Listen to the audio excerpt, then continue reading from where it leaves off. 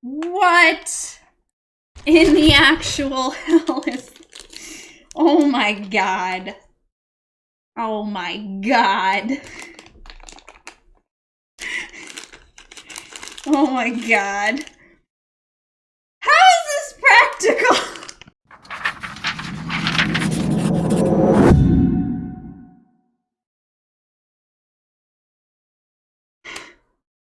Welcome in, grab a book, settle in. I'm the pervy, nerdy librarian Nessa, and today we are doing Papercuts Episode 19, and this is a freestyle. So, hi everybody, welcome in. So guys, as most of you know, and if you don't know, I'm gonna go into it. Papercuts is my bi-monthly segment where I get to exercise my librarianness, my librarianship. Everyone within the community has the opportunity to create something based on a prompt or, as in today's case, a freestyle that they can submit, and I get to exhibit it here on stream. And everyone gets to enjoy it live, or if you don't get to catch it live, you can catch it on YouTube. Please drop the YouTube. If you're seeing this on YouTube, you can catch me live on Twitch Tuesday through Saturday from 1 p.m. Pacific to 5 p.m. Pacific. Those times are going to be changing soon, but for now, that's what it is. So thank you guys for being here. I appreciate you so much. We are going to get into it. Thank you all for being here, for supporting me and supporting your friends here in the community. If you're interested in participating in a future Papercut, please join our Discord. And someone will drop that momentarily. But again, guys, thank you so much for being here, and we're gonna get started. So Zoe's not gonna have long here with us live, and thank goodness she's up first. So Bat Zoe is our first submission for this week. Zoe actually got to pick one of the previous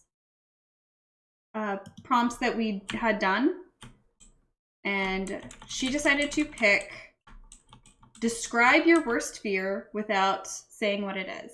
I have not reviewed this, so I'm really hoping that it's not too triggering and not against TOS, but I wanted to see if I could figure out what it is if you haven't said it at the end. So without further ado, here is Bat Zoe's first submission to Papercuts. An overbearing weight applies pressure to my chest.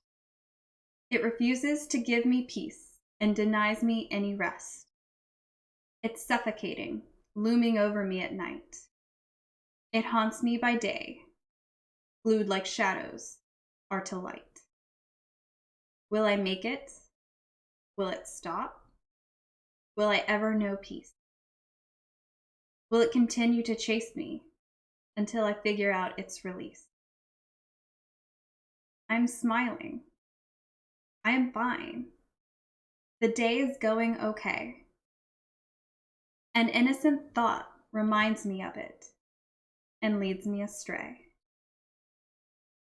It freezes me in bed. It makes me anxious on my feet. It knows me so well and it is planning my defeat. It never leaves my side, and it probably never will. It loves to hate me. It makes me stay very still. Will I make it? Will it stop? Will it ever be my friend? Can I make it in this life with it, the very end?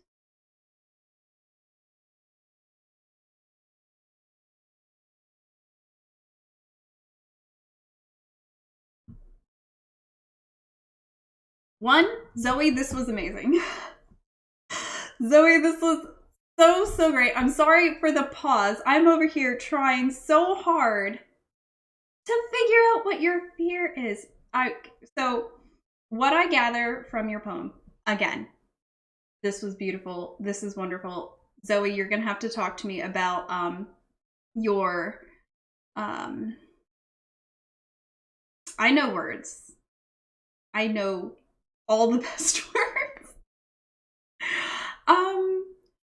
You're going to have to tell me about your experience as a writer, because this was wonderful and I really want to know, have you ever done this either recreationally, professionally, or if you have any experience in publications?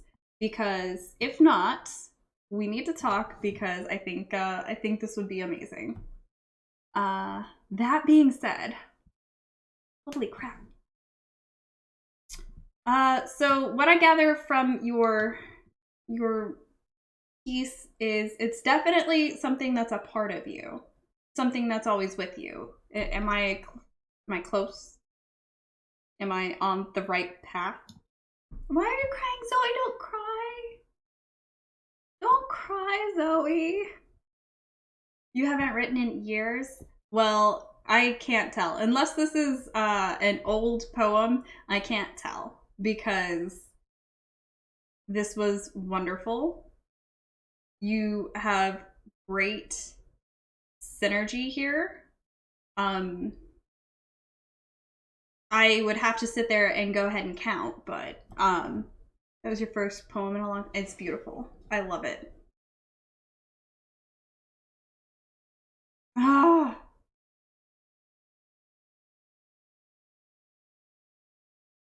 Zoe, do you feel comfortable sharing with everybody what your fear is? This poem was meant to apply to anyone. I can totally see that. Like, I can totally see that. I can definitely feel it. And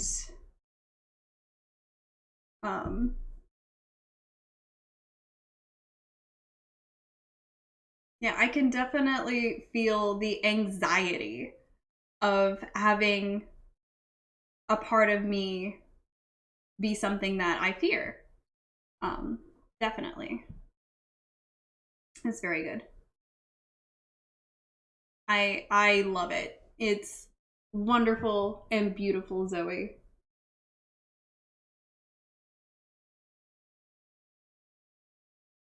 So is there not a specific fear that you had in mind? You buffered. Oh, I'm sorry, sweetie. Of course, of course. I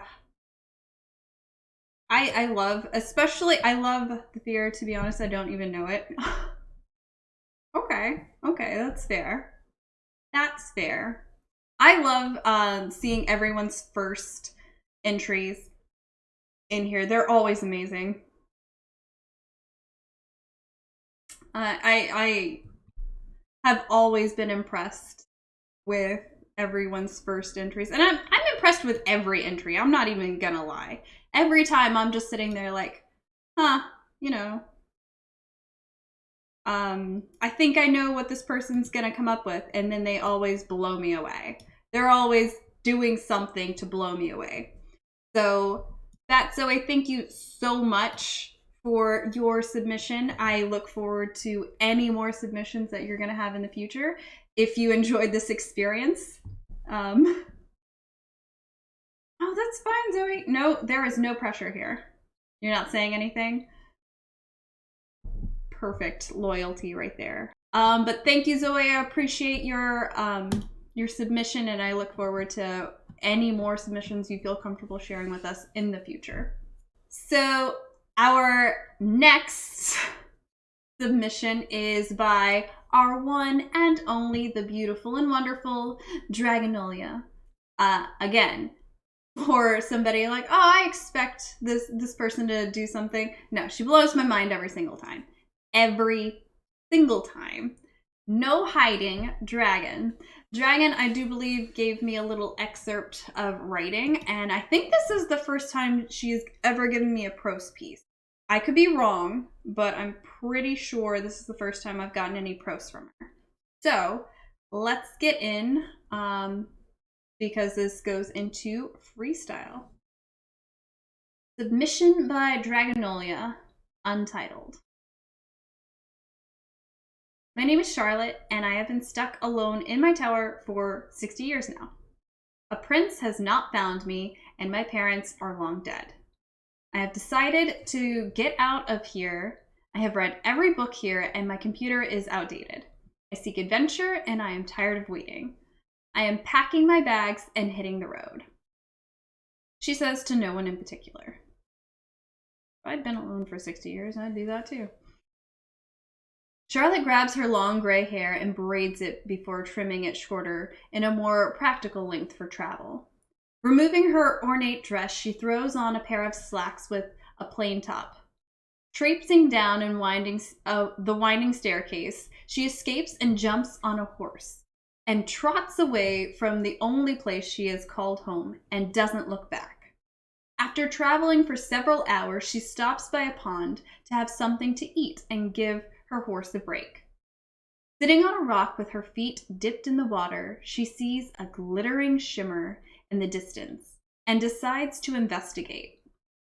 Getting on her horse, she trots toward it and around through the trees. Coming into a clearing, Charlotte gets off her horse and ties her to a tree branch before warily walking the rest of the way, trying to find a hint of where that shimmer could have come from. Tripping over an exposed root, she yelps and stands back up, cursing her clumsiness, and is about to return to her horse when she sees another tower off to the right, just like her own back home. I'm crazy, I swear. Did I just go in a circle? This looks just like my tower, yet it isn't. How hard did I fall over the root? Did I hit my head? Charlotte scratches her head as she hears a light humming coming from the window in the tower. Charlotte stops talking to herself and creeps closer to the stone tower to listen more closely. Charlotte gasps as she hears a woman's singing voice singing a two-part song, changing her voice for different parts of the song. Charlotte knows the song and sings back the next line in response to the woman's line. A scream comes from the window as the woman in the tower runs to the window and looks down startlingly at her. Hello, my name is Charlotte, and I mean you no harm. I was traveling on my horse when I saw a shimmer from your window and came to investigate. It has been many moons since seeing another person, and I loved your song. What is your name? The young woman looks at Charlotte for a long moment. So long that she is unsure if she's going to tell her or not. Jules. My name is Jules. Like the stones. Where did you come from? Charlotte and Jules converse back and forth pleasantries, and Charlotte discovers that Jules woke up in the tower alone a few years ago and doesn't know how she got there and cannot find a way out. Charlotte decides to investigate the tower's circumference and examines the thistles growing against it. She almost gets all the way around it when she notices a hidden door painted the same color as the tower. Charlotte yells to Jules about her discovery and begins clearing vines. She pulls on the door, but it will not budge. An idea comes to her, and she runs to her horse and leads her back to the tower. Jules watches from the tower as the building shakes a little with a bang of the door tearing from the building. Charlotte frees Jules, and together they jump on her horse and chase away from the horrible stone prison. They ride on the horse towards the nearest town, searching any clearings they travel past for other poor souls who might be trapped. They came across two other towers, where they also freed two other princesses, Crystal and Lisa. They steal horses along the way and become a feared group of rogue ex-princesses. Oh my god, this sounds like the best D&D campaign ever. How dare they trap those princesses up like objects in a building, waiting for men to come around and do something about them being there. Right? The ladies somehow work well together despite their age differences and look to extract revenge on those who trapped them in the tower while pillaging through the rich. So they have funds for their extracurricular activities. Charlotte plays all types of strategy games. Jules sings songs for everyone and often tries to get the group to join in on them. Crystal is a painter that gathers all the flowers and paints from the villages they travel through. And Lisa is the muscle of the group, spending all her alone time honing her knife throwing and trashing her pile driving things. Oh my god, I love this so much. Oh my god. Oh, this has to be a D&D campaign. Like, I don't care if that's what this was meant to do. It now has to be. One evening in a pub, Charlotte hears about this amazing stronghold of riches ripe for the picking, just a few towns over. It's an older castle with an elderly king and queen who have just stored all their riches while pretending to have a princess stowed away in a tower. Ladies, I do not know what is worse, having one of us locked up in a tower or lying to other kingdoms that you have one locked up just so you get rich. Charlotte cries out in rage to the group. Yeah, we should teach them a lesson, agrees Crystal. The whole crew cheers. Charlotte makes a plan from the information she received for the castle layout from the bribed traveling servant. Oh my god, this is the best campaign I've ever heard. Oh my god. We will travel tomorrow to the town and stay at the local inn there so as to not raise suspicion. When the sun sets on the next day, we will move through the shadows towards the castle. We will have to move quickly and quietly to the castle perimeter, so we cannot take our horses because they are too loud. Lisa, you have the dynamite from the last heist, right? Oh my god, this is amazing. Oh, I'm sorry that I have so much commentary, Dragon, but this is amazing. Oh my god. I hope Totem's taking notes because he's gonna DM this and we are going to do this campaign.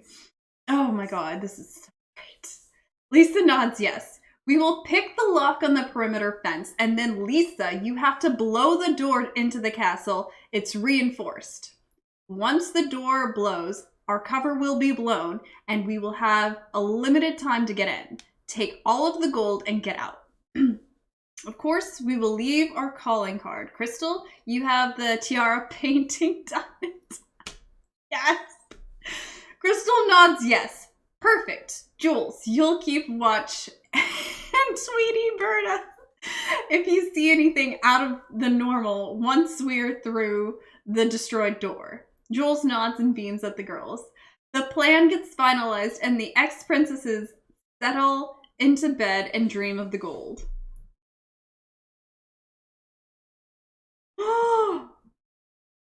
As the watercolored sky rose the next morning, the girls traveled to the inn. They checked into their rooms and wandered the town for the day while shopping through the local markets. The ladies gathered for dinner at the inn pub, and Jules squealed with joy when they walked through the door and saw a karaoke stage set up in the corner. The girls laughed and sang and drank to their heart's content and decided to meet for brunch the next day and then hide and rest in their rooms till nightfall before the big event. Charlotte walked down the hall and gave their secret tap on the doors of the ex-princesses and met them outside. They snuck to the old castle and prepared for entry. Jules picked the lock and stayed to keep watch as the girls traveled to the inner door. They were going to blow to smithereens. Charlotte leads the trio with her knife. Lisa carries the dynamite, and Crystal is carrying the calling card painting. The ladies set the charges on the door and move back to protect themselves and push the detonator button. With an explosion, the door shatters, and the girls run in to enter the castle. A few steps in, Charlotte turns on a flashlight and leads down the hallway. Meanwhile, Jules scans the area to see if anyone heard the explosion, though it would be a surprise if no one did. Lisa must have used too many sticks again, and the next town probably heard the dang door blow. While scanning the area, a secondary explosion goes off and Jules whips around. That was not part of the plan. Jules swears as she dashes toward the castle just as it starts to shake and crumble, like it's just been struck by an earthquake.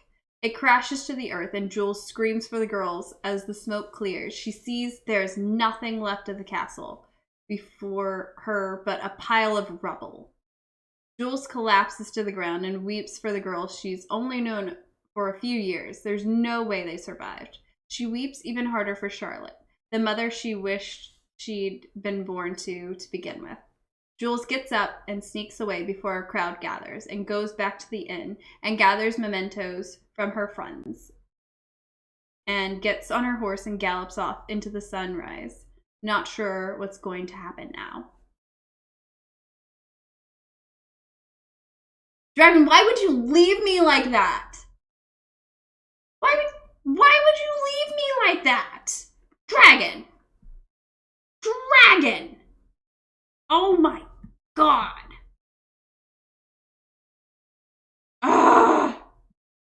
You can't. Cliffhangers are not allowed. Cliffhangers are not allowed. But for real, Dragon, oh my god. You have got to work with Totem, and this has got to be a D&D campaign. We got to do this. We got to do this. Each princess has to be a different class. It's going to be amazing. Oh my god. I'm so excited. Yes.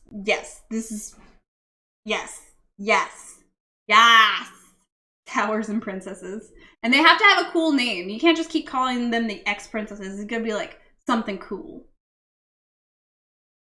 There's got to be something cool. We got to think of this. This is going to be great. This is going to be so amazing.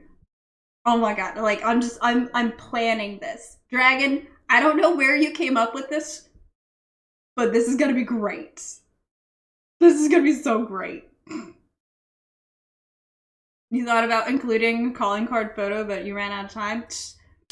Well, it better be in the next installation of this, because, oh my god, this is going to be great. Oh my, I'm so excited. I'm so excited. They're all dead. No, you can't just leave me hanging. You cannot leave me hanging. You have to tell me what does Jules do? Like, is there like a reason behind the explosion? I need to know. There are so many questions. There are so many questions that I have. Yes, we need more. I refuse. Dragon, you now have to work on that.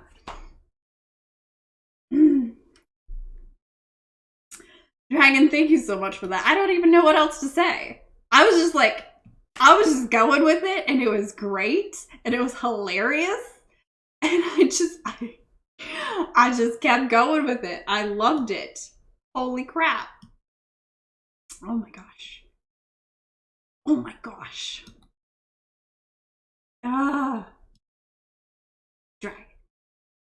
Dragon.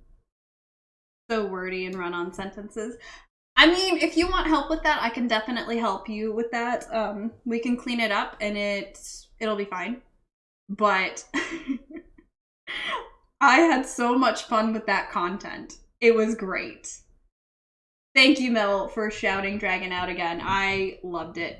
Dragon, we gotta work on this. This is gonna be great. This is gonna be a group project. I don't know how we're gonna manage this, because obviously those of us that are gonna be involved in like working with the campaign, we're also going to be playing it. So I don't know. Call Bard. I'll figure something out. I don't know. It's going to be great. Oh, Dragon, thank you so much for that. I can't even right now. Oh, you are the music man. All right, guys. Our next submission is by Eternal Totem. And he has constructed a video for us. You guys ready?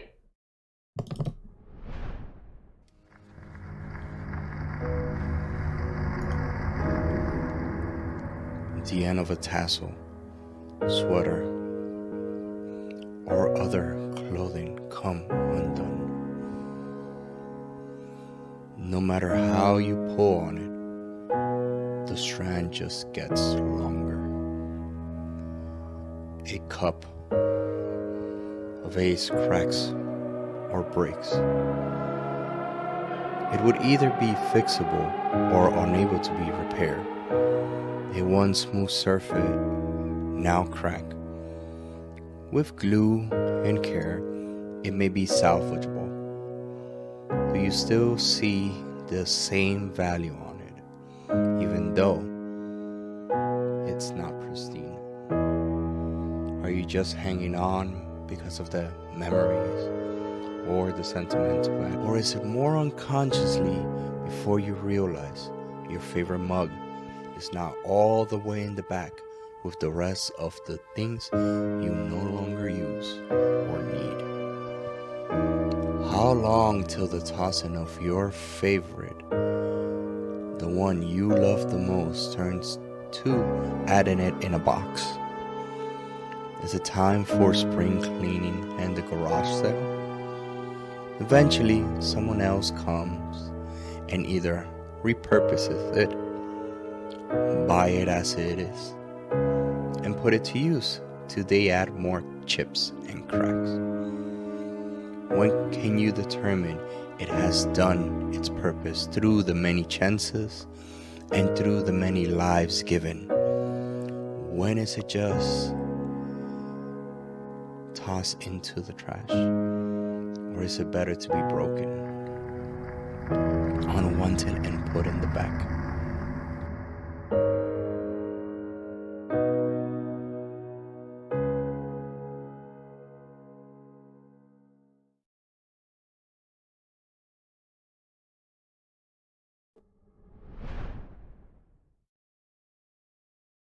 Totem, why you always gotta do this to me? Why you always gotta give me feels? That was so beautiful and so heartbreaking at the same time.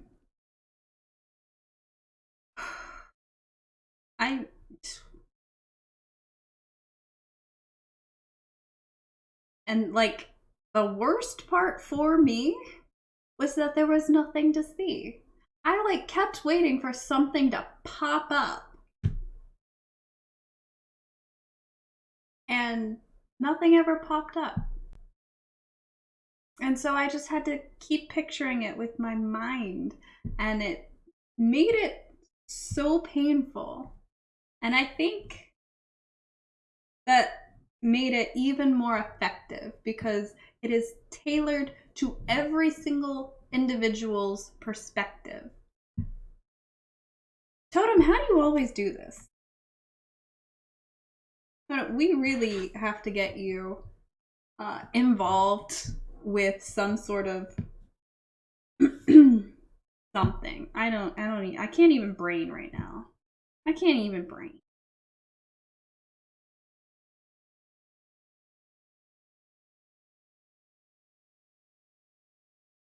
That was really excellent. We need a Totem series. I'm trying to get Totem to make his own YouTube because I think he would do amazing. I think he would do really amazing. I think he would go really far. But that's obviously just my personal opinion. He doesn't listen to me, so So, Totem, thank you so much for contributing. I know that you were on the fence about it. I know you were on the fence about it, but I really thank you so much for that. I needed that. Oh, Mel, can I get another shout out for Totem? Totem, thank you. Really, thank you. And if you need help with that other project that you were working on, let me know and I will do better. I will do better. Okay, guys, we are going to wrap up Papercuts today with our last submission, our submission by our very own, the one, the only, the incomparable, Mel the Music Man. Mel, it looks like, has written a poem. And yeah, haven't read it. Don't know anything about it. So let's go. Submission by Mel the Music Man. As the discordant notes of people singing happy birthday cease, my eyes focus on the small candle-covered cake. Mentally, I count the partygoers and divide it piece by piece. As long as no one gets greedy, it will be enough for everyone to take. I feel bad, but this is all I could afford to make. Piece by piece, I fill their plates. But at the end of the line, a monster waits. 2 more people, and then it's his turn. Everyone's is the same size, I say to no one in particular, my voice stern. 2 pieces left, his and mine. It's his turn. He's the last left in line. He takes both. None is left for me. Mentally, I swear an oath that one day I'll leave.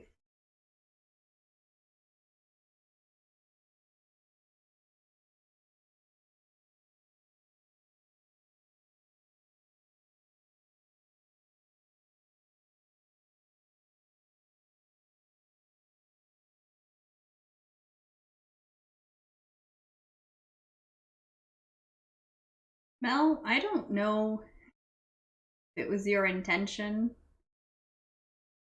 to stir up that anger I have.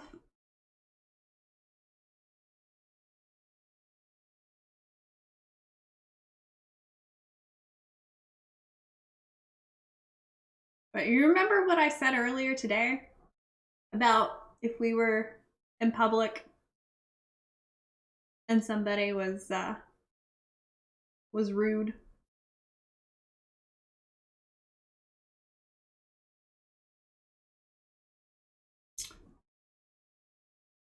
Yeah, that's how I'm feeling right now. That is how I'm feeling right now. I'm feeling kind of angry.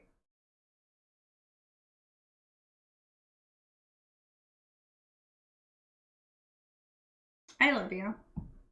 And that was a wonderful piece. It really was. It really was. Despite my anger. And that is how you know someone is so talented, because they stir emotions that I did not have like 5 seconds prior to that poem. 5 seconds prior to that poem, I was joyful, a little sad. Totem's entry made me a little sad. We will riot for Mel. We will riot for all of our loves in this community. At least I will. I will riot. Is one person a riot? And can I be a solitary riot?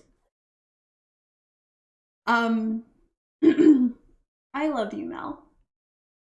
And I don't emotionalness. Giving her I know, right? Zoe gave me anxiety. Great job, Zoe. That is exactly what I probably should have felt reading about a fear. Dragon made me laugh. Dragon had me just in stitches. Like, I couldn't stop laughing. Totem made me sad. And now Mel has made me mad. All of the different emotions. All of them. Oh my gosh. You guys just kill me. Why do you guys always do this? Why you always do this? You guys are amazing. You're so talented. I can't even. High fives, the acolytes. All of you get high fives. Guys, if you are not a part of the Discord, if you have been enjoying our Papercuts, please consider joining our Papercuts. That is the invitation to the server. Please consider submitting to Papercuts, becoming an acolyte, and joining the ranks of these wonderfully, amazingly talented people that I cannot tell you guys how much I love that you're here supporting my dream of still being a librarian and being the Librarian of Twitch. So that was our last submission for Papercuts this week.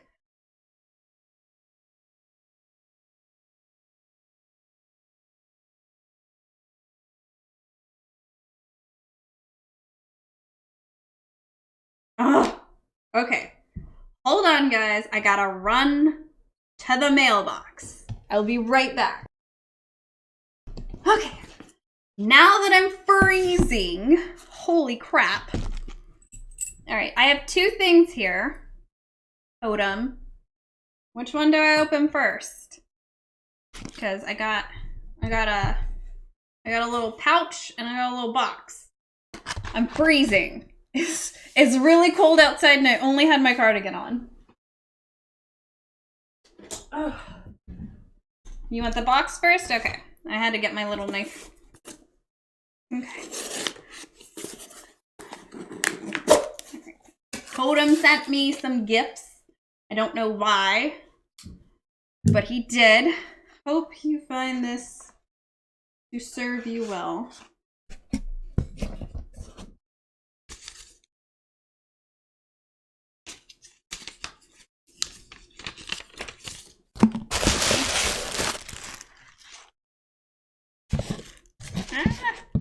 Don't fall.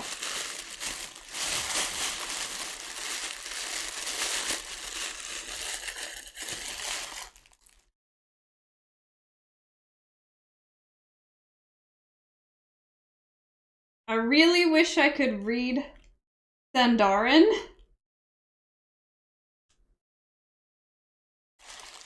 It seems to be some sort of stand.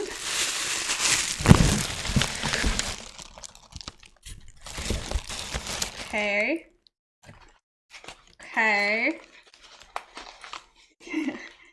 I read the note. It said, I hope this finds you to serve you well. All right, I'm opening the little pouch now.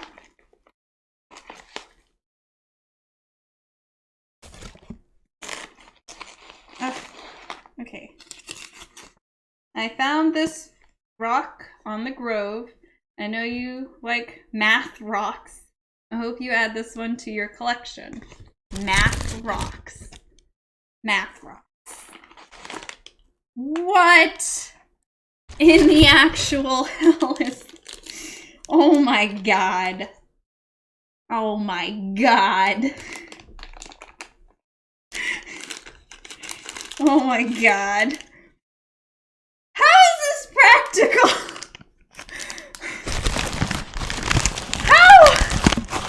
How do you even use this? How do you even use this? Hold on, I gotta, hold on. Oh my god, it's just rolling.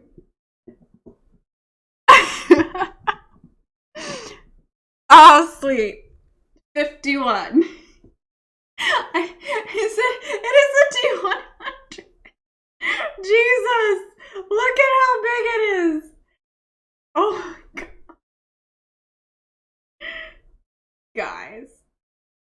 Guys. Totem, what does it say? What does this say? This is Sandarin, right? It looks Sandarin. I can't read. I can't read Sandarin.